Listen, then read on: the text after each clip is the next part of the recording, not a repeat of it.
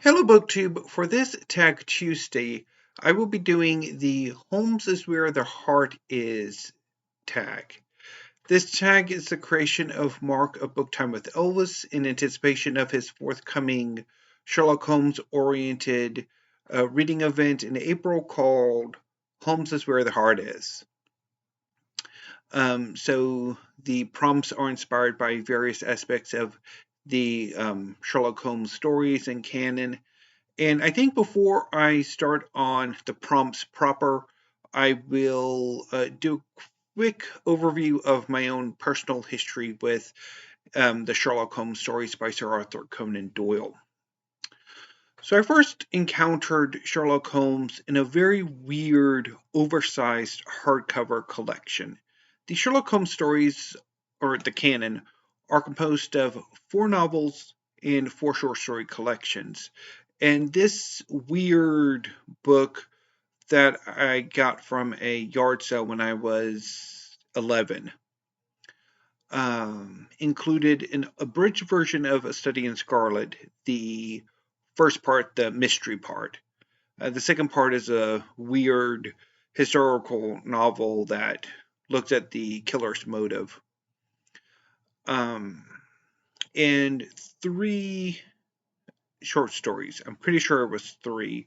I know for sure The Blue Carbuncle and Red-Headed League were included.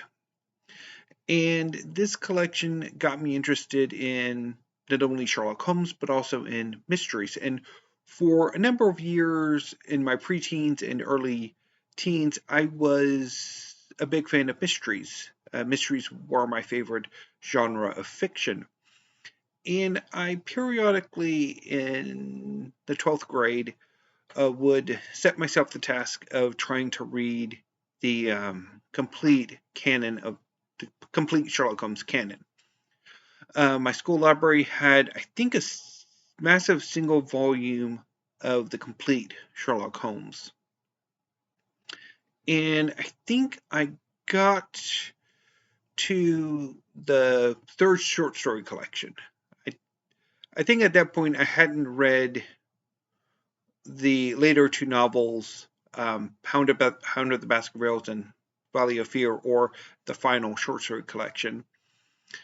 And I later picked up the 2-volume mass market complete Sherlock Holmes stories, as well as the Sherlock Holmes Companion, which was really cool because it included a thing on Holmes's literary rivals in the late 19th and early 20th centuries. And there was a picture of one of them that I really loved, like that little picture. And there's also this weird collection that I don't know if it included like stories from Doyle that weren't completed or if they were pastiches. But anyway, but I eventually grew out of detective fiction in my middle teens, and I wouldn't read Holmes again until I was 20, when I read The Hound of the Baskervilles. And subsequently, I haven't read Holmes in the 20 years since. And yeah, so hopefully that intro was not too depressing given the subject, but that's my Holmes story. So let's get on with the prompts. Elementary, my dear Watson. Share a classic mystery novel that you consider a must read. So for this, I'm going to go with Agatha Christie. And I mean, pretty much anything by her would work, but I think I'll go with one of her most famous novels, Murder on the Orient Express. It's one of the great Hercule Poirot mysteries. It's about a murder in a confined space with a very limited number of suspects, and it is brilliant. Next prompt. Baker Street Irregulars. Recommend a book with a group of unlikely heroes or a diverse ensemble cast. see here, what could I recommend?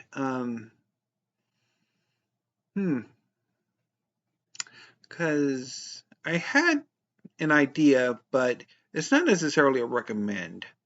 Because actually I'm not entirely sure if I want to continue on with the series. So I think I'm going to go with Naruto by Masashi Kishimoto. Naruto is one of the great shonen manga series. It's got an incredibly diverse cast of characters, as most long-running shonen series do. They accrete recurring characters.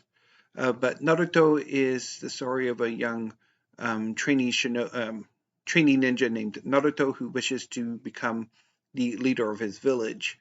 But Naruto is the town pariah, or the village pariah, and he learns that when he was born, the leader of his village at the time sealed a monster within him.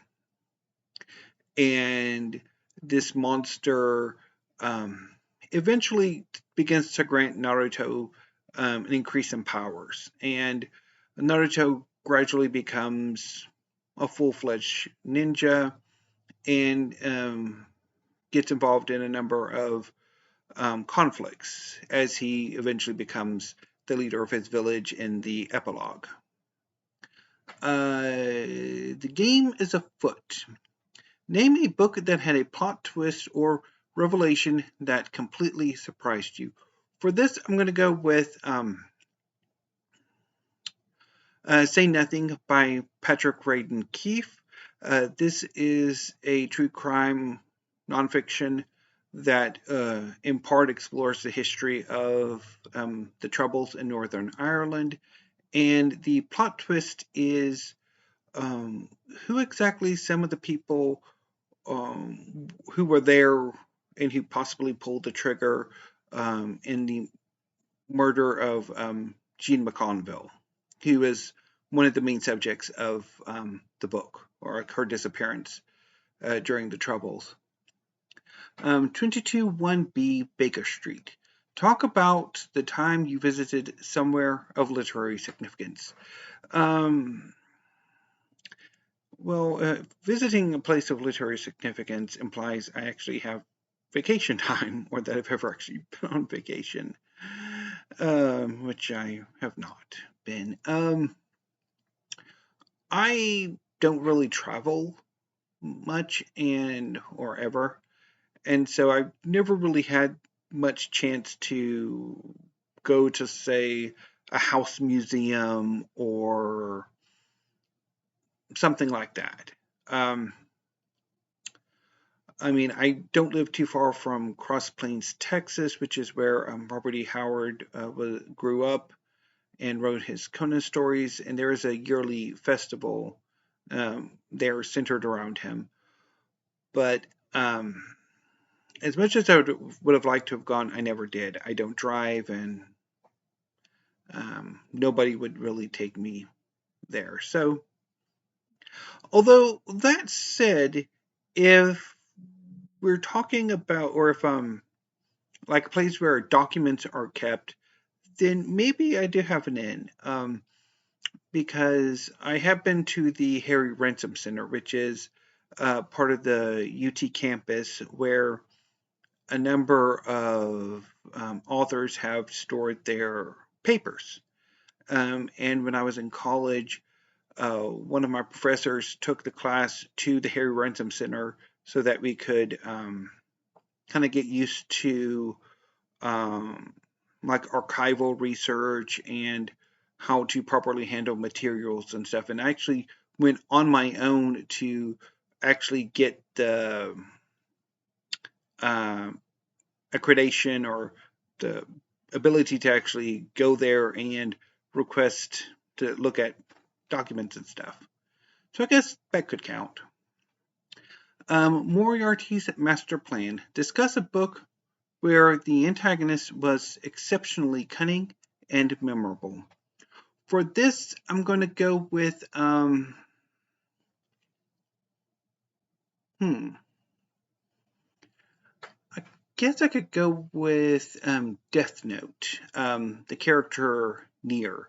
So Death Note is the story of a psychotic young man named Light Yagami, who one day finds a death note, a notebook dropped by a Shinigami, a Japanese Grim Reaper. And Light decides that he wants to use the notebook to the death note to cleanse the world of evil. So he uses the death note to go on a mass killing spree, targeting criminals. Um, this brings him to the attention of um, L, a famed private consulting detective who quickly zeroes in on Light. However, Light manages to defeat L. However, um, L has two successors, Mello and Nier, who each together, in their own ways, bring about Light's eventual defeat. And I really enjoyed Nier's sort of plotting once he kind of came onto the scene. Um, the Art of Deduction. Mention either a book that kept you guessing all the way to the end, or one where you guessed the outcome earlier on. Um, let's see here.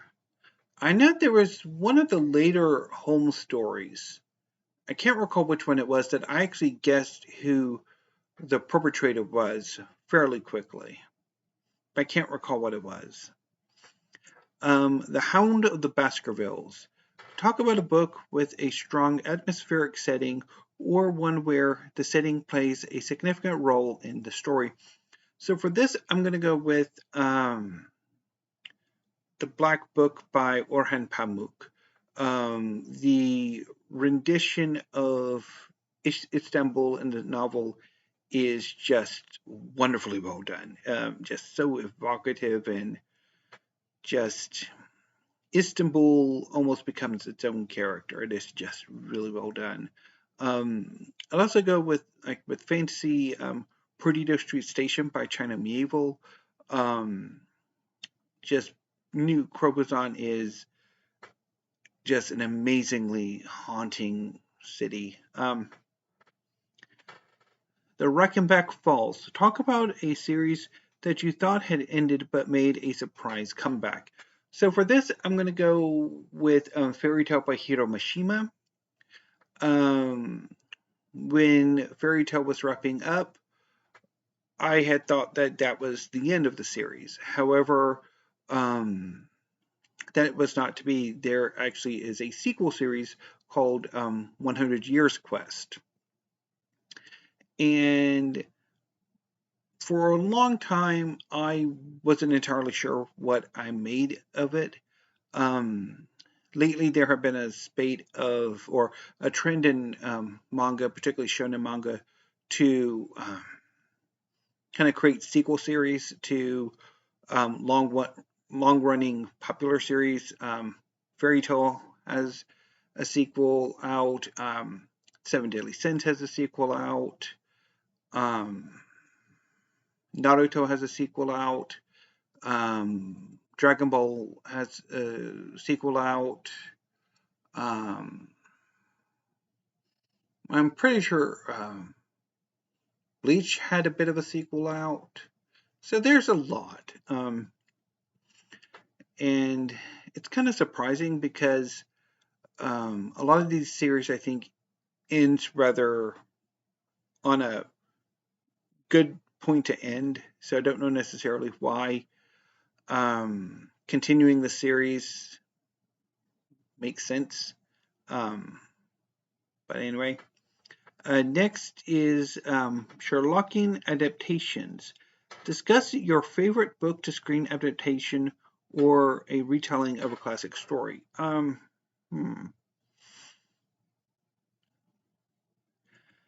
guess I can go with the original Clash of the Titans.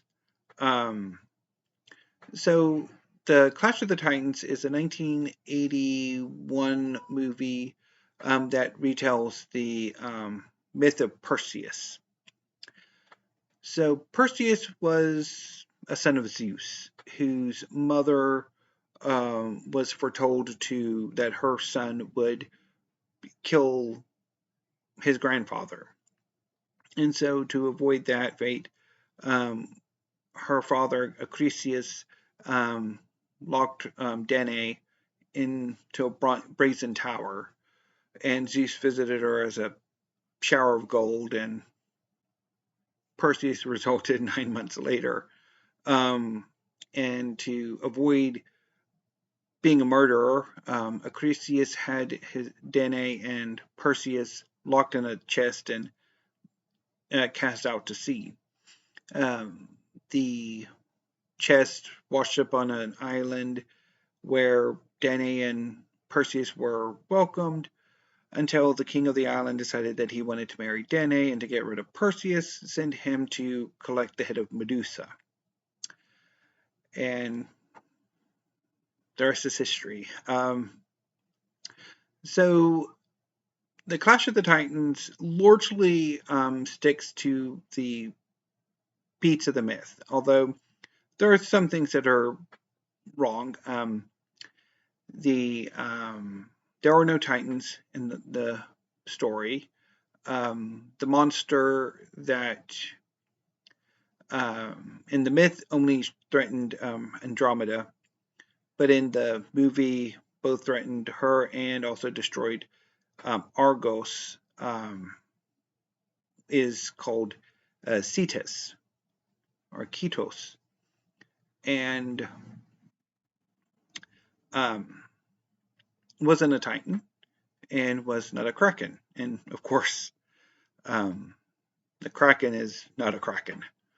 But still, I really enjoyed that movie. The Great Detective. Recommend a book with a brilliant and memorable protagonist.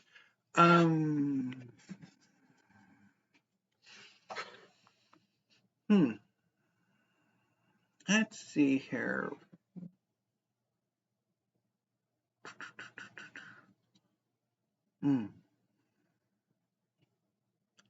I don't know if I have anything really thought out for this one.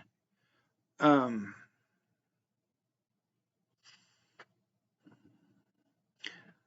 mean, I guess we could go with Tyrion Lannister from A Song of Ice and Fire, but do we really want to?